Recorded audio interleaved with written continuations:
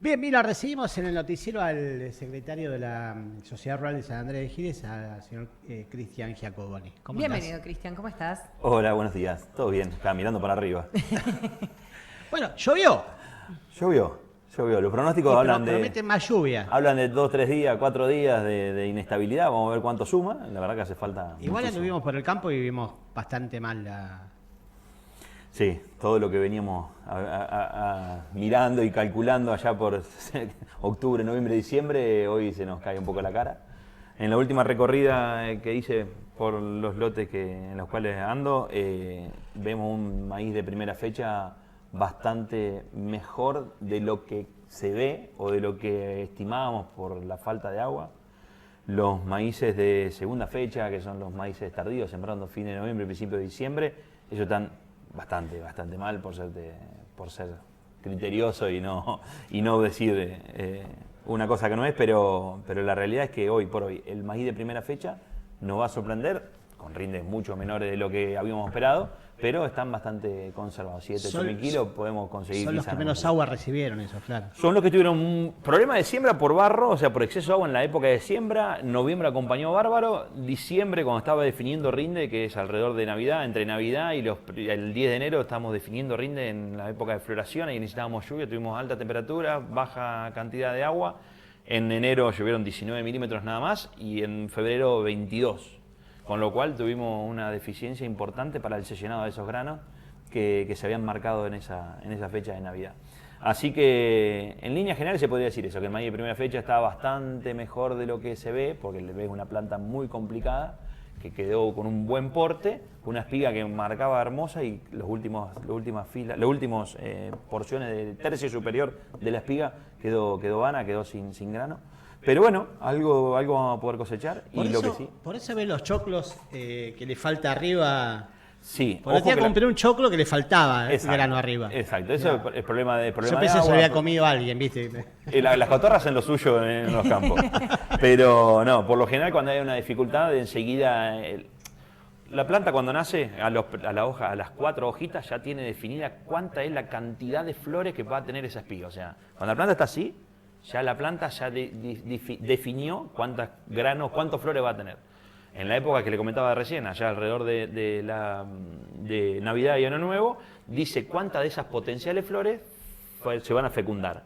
Después, en condiciones atmosféricas favorables, condiciones de clima favorable, ahí se define la cantidad de grano. Después, allá de fines de enero, se define el peso de los granos. Y después, a la época de cosecha, definís cuántos granos cosechás, en definitiva. En realidad, desde sembrar vos ya sabés cuántos granos vas a tener. Pero tenés que ver todas las eficiencias y las complicaciones que puede llegar a tener en el desarrollo, cuánto realmente ponemos en la cosechadora y cuánto realmente va a la planta así, lo que es ahí donde se cuentan los granos. Me insistió tanto mi abuelo que me entró. Tu abuelo. Sí. La última vez que nos habíamos visto, vos hablabas de que se esperaba una cosecha buena. Sí. En general, sabemos ahora la situación esta de la falta de agua. Sí. Mi pregunta es, ¿se esperaba una cosecha excepcional y ahora vamos a tener una cosecha normal? ¿Cómo se puede interpretar? Sobre todo sabiendo la importancia que tiene después en el impacto de la economía, el ingreso de dólares y todo lo que sabemos que trae aparejado el rubro. Sí, mirá, la realidad que ¿cuándo fue? ¿En fin de noviembre, principio de diciembre? Sí, ¿Nos más o encontramos? menos, fin de año. Bueno, alrededor de fin de año creíamos que íbamos a escribir en verde en los libros de la historia el rinde de este año. Y bueno, no pasó. La realidad que pasamos a rindes de normales a bajos, Okay. En lo que son maíces, y la soja tiene la misma incertidumbre. La soja de primera había desarrollado muy buena su planta, había empezado a florar en plena seca. Estas últimas lluvias de febrero, en fin de enero, principio de febrero, pudieron diferenciar algunas flores más, la planta medio como revivió. Vamos a tener rinde dentro de todo aceptable, de mediocres a aceptable. Y la soja de segunda fecha, que es la que se sembró, o las que algunos no se pudieron sembrar, algunas se murieron porque no había humedad suficiente en el perfil. Con lo cual, en la soja de segunda ves lo más variable. Lotes que quedaron vacíos, lote que la planta de la semilla de soja de segunda nació y se murió, y lote de segunda que la están peleando, como decimos nosotros habitualmente, que es ver si pueden darnos algo. Así que hoy es un gran signo de pregunta, un gran signo de interrogación, y en cada zona pegó distinto y en cada uno de los productores va a tener en la cantidad de lote que tiene, diferente rinde unos por otros. Pero si me pedís un título, yo miraría un rinde de la cosecha de normal abajo. Bien, y esto se suma, estábamos hablando más del mundo de la agricultura, pero para el mundo de la ganadería se suma esta como alerta por la influencia aviar y que se cerraron las exportaciones. ¿Cómo es eso? A ver, no se cerraron las exportaciones avícolas de per se. Sí, se empiezan a revisar, muchos países empiezan a revisar cuál es la relación comercial que tiene la avicultura argentina con el resto de los países. Entonces, por ejemplo, la semana pasada, no, hace 15 días, vino una partida de lo que sería el SENASA de Chile para revisar y volver a reabrir ese comercio que estaba cerrado con la primera influencia de Entre Ríos, que fue a mediados del año pasado. Vinieron justo a San Andrés de Giles, estuvieron viendo algo de ave traspatio, en la zona de San Antonio de Areco estuvieron viendo aves en producción, en galpones de pollo y demás, así que sé que por trascendido que fue favorable y que fue una muy buena venida de este SENASA chileno, con lo cual estamos con una realidad que es, hay virus dando vuelta, porque aparece en foco ahora en provincia de Buenos Aires, apareció foco en Córdoba, la realidad es cuando nos toca, y para evitarlo hay que tener las medidas de recaudo necesarias. ¿Cuáles son las medidas de recaudo necesarias? Para la producción es evitar a toda costa que las aves que están dentro de los galpones tengan contacto con aves silvestres, evitar a toda costa contaminar, traer patógenos, los que fuere, de una granja a otra, tratar de duplicar o triplicar el esfuerzo de lo que es el aislamiento de cada una de las granjas. ¿Sí? En lo que son aves de traspatio, que son las aves que tenemos nosotros, nuestros abuelos, nosotros en casa, es tratar de mantenerlas encerradas durante el día. Si hay que salir a pastorear, tratar de salir a pastorear en algún momento, cada vez menos tiempo, que el alimento que le damos, las aves silvestres no vengan, que los bebederos que tenemos, que las aves silvestres no vengan.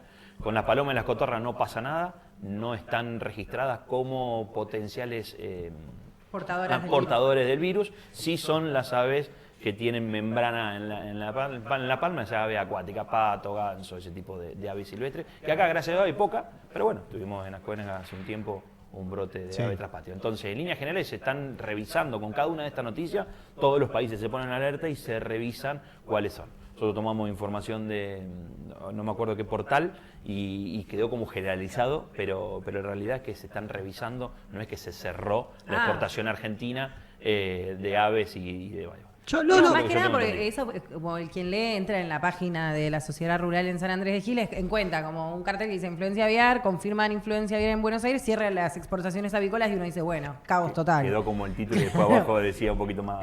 Caímos en el clickbait. No, estoy bastante confundido porque habla de exportación de aves, pero yo estoy viendo en las noticias que la industria del pollo en Argentina está para atrás, está por cerrar Tres Arroyos, está entrando pollo de Brasil a lo loco. Bueno, por eso. Pero ¿cómo puede ser Una eso? cuestión son las normativas que hay que revisar cada vez que hay un brote y que nosotros somos potencialmente exportadores y seguramente cuando uno habla de balanzas comerciales habla de aves que en realidad no es ave, es carne avícola que se exporta y carne avícola que se importa.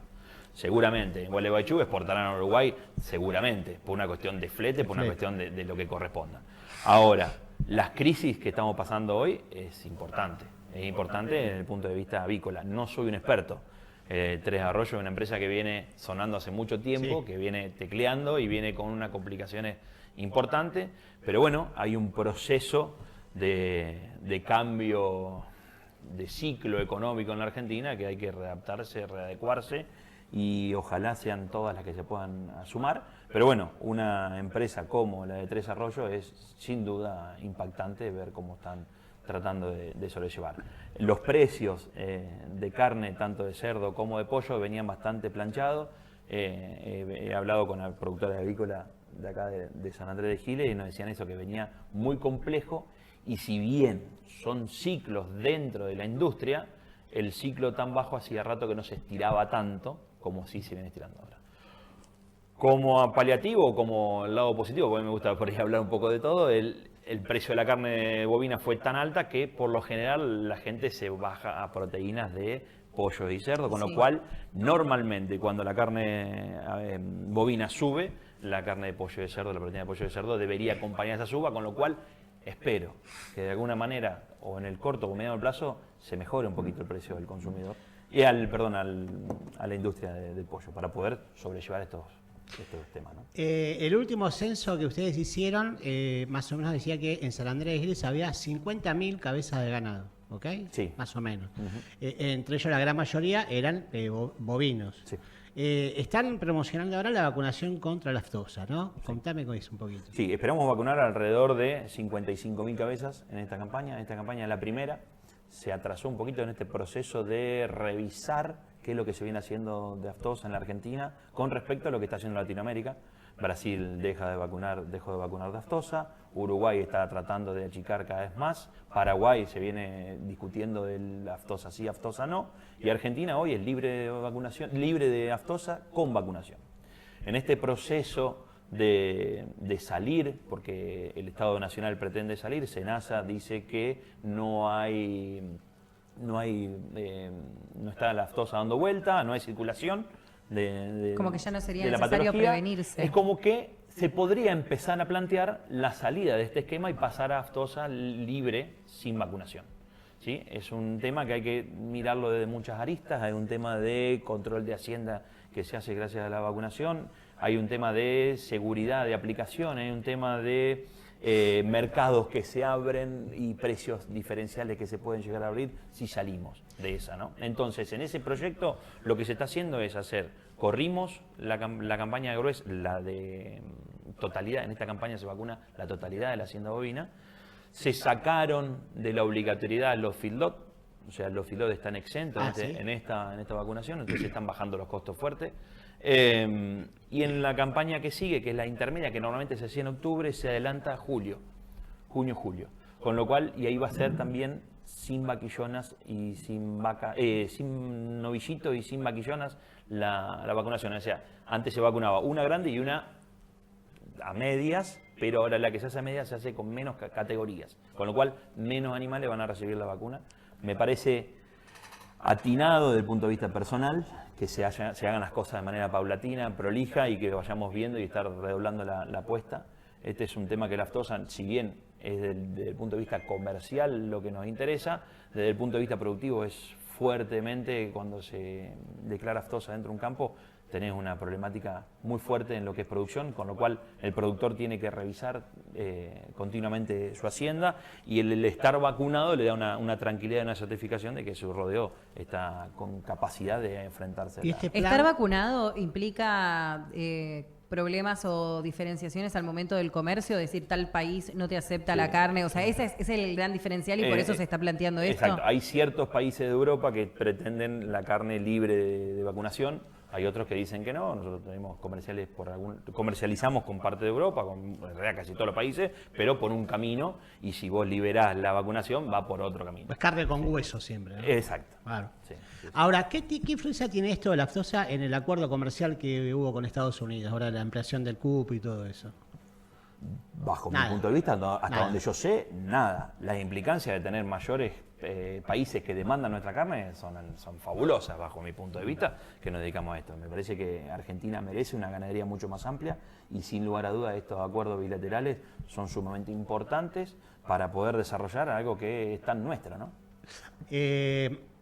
Obligatoriamente ahora hay que poner lo que se llama caravana, ¿no? ¿Qué significa esto? ¿Había gente que no la usaba esto?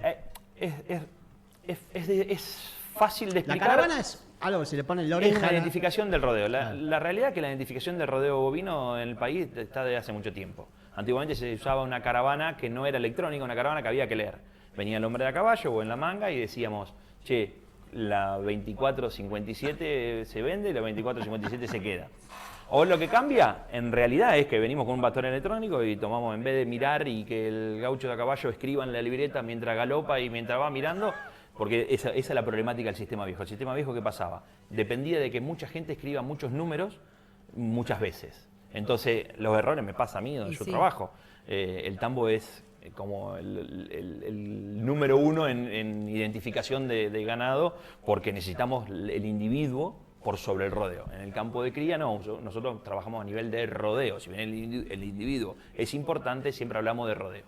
Entonces, desde el punto de vista práctico no cambió nada. El rodeo había que marcarlo y había que señalarlo, y ahora hay que carabinearlo, en vez de hacerlo con una caravana común, hacemos una caravana electrónica.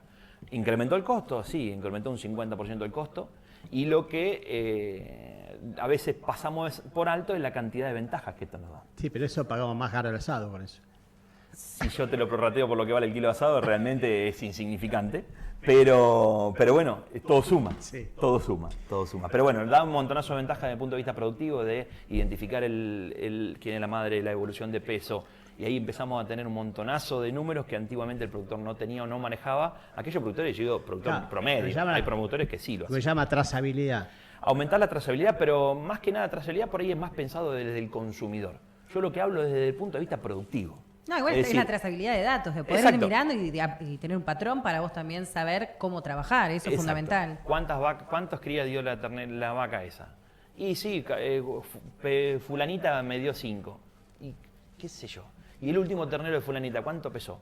Y no sé, y cuando tenés 200 fulanitas, no es lo mismo recordarme 5 nombres que 60 nombres. Y no es lo mismo sacar caravanas, o sea, leer caravanas de a 200 vacas en una manga y anotarla en una planilla, que venir con bastones y decir tic, tic, tic, tic. Y eso es producción, eso es plata, eso es un montón de cosas que son beneficiosas pro producción. O sea, cuando el productor se le baje el enojo porque tiene que gastar más plata, cuando el productor realmente instale el sistema, yo creo que le va a traer más beneficios que dolor de cabeza. Lo último de mi parte, más que nada porque me gusta mucho el tema y soy curioso, ¿cuál es, en ganadería, cuál es el último avance tecnológico que hay ¿En qué sentido? para esto? ¿Para ganadería? Sí. Cuentan con drones, cuentan la cantidad de vacas que hay. Sacan estado corporal, el estado corporal es decir qué situación de engrasamiento tiene el novillo a 10.000 kilómetros de distancia. O sea, no. A nada que venga un robot vestido de gaucho ya directamente. No, bueno, Como- en el tambo se ordeña. Los tambos de punta dejaron de tener ordeñadores. Es tenemos verdad que vos robots. podés, en algunos lugares, en Europa, creo que es, vos podés saber, si compras un pedazo de carne, de dónde vino, de qué. Sí. Bueno, esto hoy por hoy se puede, pero necesitas de mucha gente escribiendo muchas veces en una libreta. Hoy con esta caravana electrónica, hoy una computadora registra muchas veces lo que lee un bastón, muchas veces que no se equivoca. Hoy por hoy eso ya está ok. Pero lo importante es que el avance científico viene para quedarse y, por ejemplo, nosotros que hacemos parcelas todos los días, parcela es, tengo un cuadrado de pastura y quiero darle una porción por día, una porción por hora, una porción por tal. Va una persona con un piolín eléctrico y hace el boyero. Hoy se está investigando que con un collar, con una alarma sonora, vos en el celular le marcás cuál es la parcela que tiene que ir y la vaca va sola en esa parcela. O sea, los tiempos cambiaron, se está ayornando. Estoy hablando de desarrollos neozelandeses y australianos que son los que van en punta en este sistema, que son los que hacen hoy pastoreos todavía, Estados Unidos y demás, es todo encerrado, todo en field lot, todo en dry lot y demás. Pero pensar en la tecnología en el campo es pensar en los próximos 30 años y la verdad que viene muy bien. El productor ganadero en particular, gracias a Dios está cambiando, pero es muy de las tradiciones, muy del facón atrás de la espalda y la yerra y qué sé yo. Bueno, despacito las nuevas generaciones de productores están entendiendo que cada una de las cosas que hacíamos a veces era en contra de la producción y la verdad que la tecnología hoy es un aliado primordial, pero aún tenemos mucho que hacer del ABC, mucho que hacer de los libros que están en 1980, 1990, que aún falta aplicar, por ejemplo, en producción de pastura y demás, que tenemos mucho que avanzar en ese tema. A ver, me encanta. Yo, si algún día voy a comer un pedazo de asado y me dicen de dónde vino la vaca, qué comió, Directamente quién con un quién eran QR. los papás, capaz que le tomo cariño y no lloro tanto el precio. No sé, quizás en el QR te ponen toda la información y al lado el precio y no sé. Bueno, ¿qué hoy te- con la carnicería de barrio en la que vamos siempre tenemos un poquito de eso. El proveedor de la carnicería de barrio por lo general es el mismo siempre y los que le venden es el mismo siempre. Hoy, gracias a Dios, si bien no vas a saber si de fulanito o de menganito, vas a saber muy bien qué tipo de carne vas a tener a cada uno de los carniceros que vas, ¿no? Bien. Gracias por venir. No, por favor, un gusto.